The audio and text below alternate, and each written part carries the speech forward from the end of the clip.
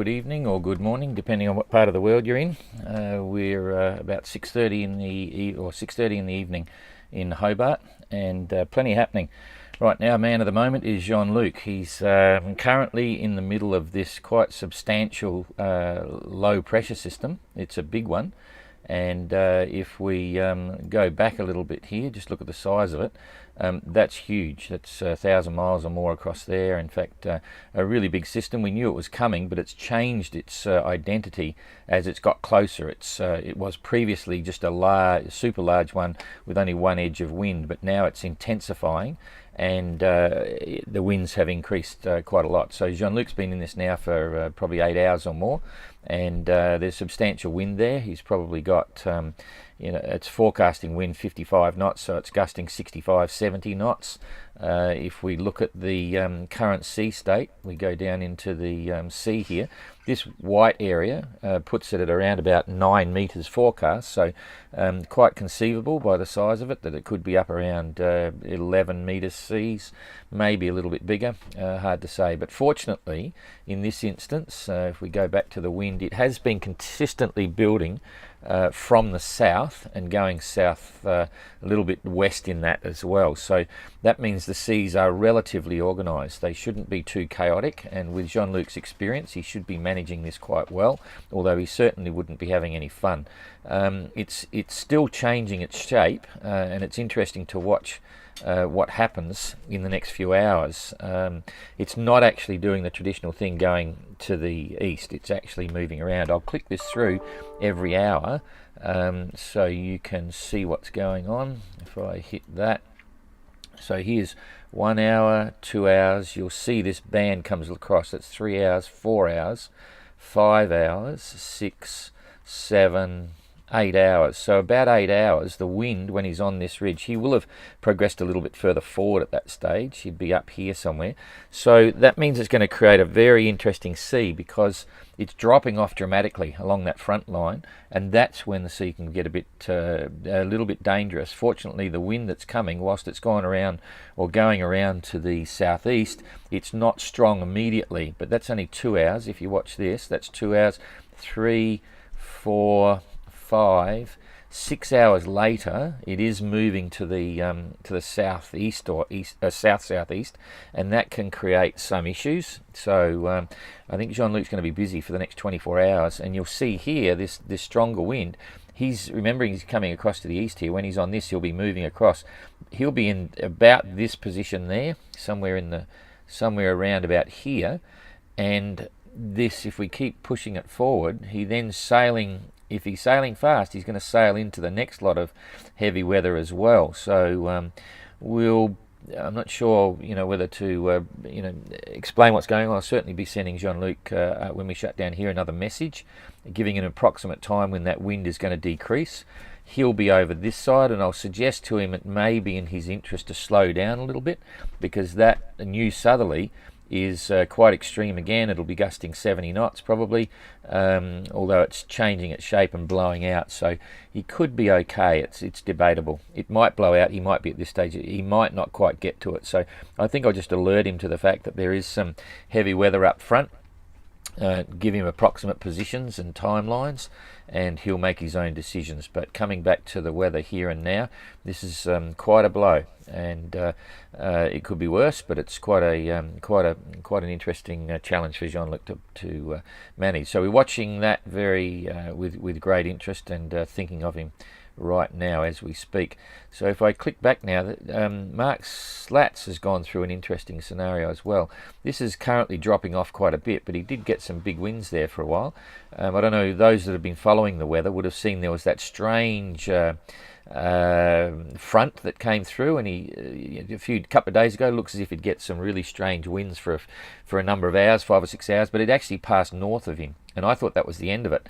But in the last 24 hours, it folded around him again, and he probably got 45, 50 knot winds in that. But it's now moving very fast over to the east, so if we project that forward a little bit, it's gone, so he's fine.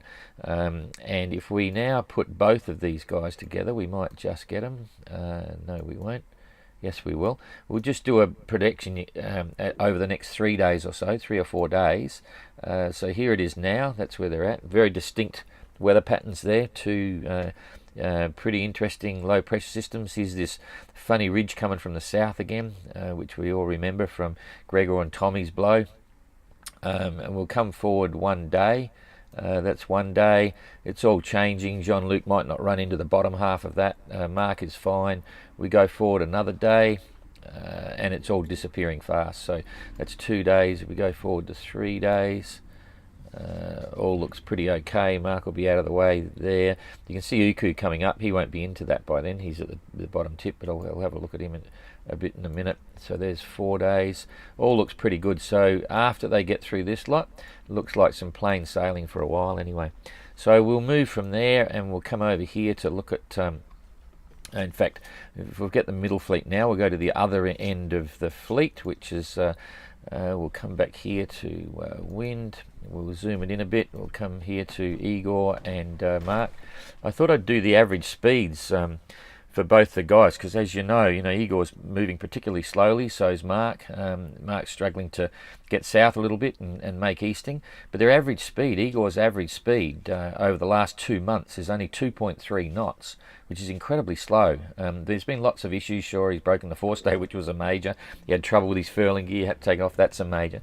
But nonetheless, it's not moving fast. That means that at that current rate, he won't be back in the Sable d'Olonne for about another 8 months. I'm sure speeds will pick up and so on, but it is an amazingly slow journey in the last couple of months. Mark Sinclair, his average speed in the last 2 months is 2.8 knots, not much faster. And look at Suhaili here, rocketing ahead. So we're all hoping that Mark, who's looking pretty good in terms of boat status and so on, that he gets down here on 40 and starts heading across. He's suggesting he's going to be in Hobart somewhere around 10th or 15th of December, something like that, certainly before Christmas, and we'll look forward to that. We won't be here. We fly out on Saturday after Tapio comes in.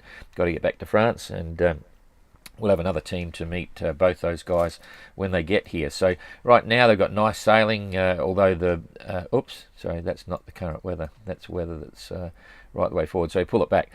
So Mark is sitting in another hole, not going anywhere in a hurry. 4.4 of a knot, half a knot, and Igor's got a good breeze, but he's still only showing 2.8 knots. Now normally with this breeze, on the port quarter, you would think that the boat would be doing 4 knots or more, 4 maybe even 5 knots, but he's only doing 2.8. So he didn't go into Amsterdam Island. He wasn't allowed to go into St. Paul. Amsterdam said you could come and pick up the anchorage at Amsterdam in the lee of the island, do what he needed to do, but Igor's decided to carry on towards Hobart. So so that's the weather there. Let's just run it forward a few days. So there's another day forward. Looks okay, but Igor's going to fall into a big hole. You can see here there's a big light patch coming in. So that's day 1. Mark will still be sailing. We go through to another day. That's day 2. Igor's still sitting in a hole, so that's 2 days he's going nowhere. Mark's going to slow down. There's lighter winds. And even still, if you look down here, every occasion down on 40, there's actually more breeze usually than there is up here. So that's a couple of days. We'll go forward again. That's another day. See this? You've got to get south. You've got to sit on 40 degrees. So Mark's going to be losing out for another couple of days, 2 or 3. Igor's going to get a breeze. Hopefully he'll come down here onto 40 and they'll start making progress. That 40 degree line is really important. So we'll go forward another day. Yep, you can see the lower down here you are, the better wind gradient you got. So they need to get south. They need to get on 40 and then they might get to Hobart. So anyway, they're looking good. No storms for a while, so that's encouraging. And we'll now cut across here. If the program keeps up to it, and we'll look at the middle fleet. I'll treat these 3 as separate. We'll come to Uku in a second.